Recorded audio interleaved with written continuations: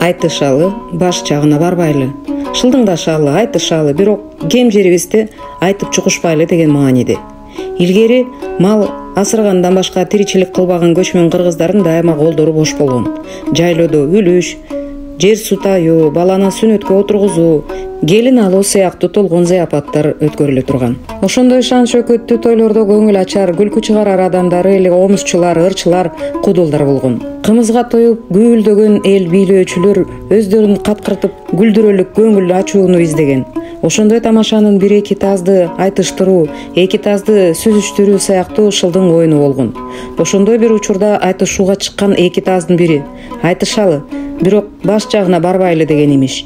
Мына ошол таздын сөзү накыл сөзгө айланып калган көрүнөт. Коом турмушунда бул накыл сөз ыкы келген учурда айтылбай калбайт.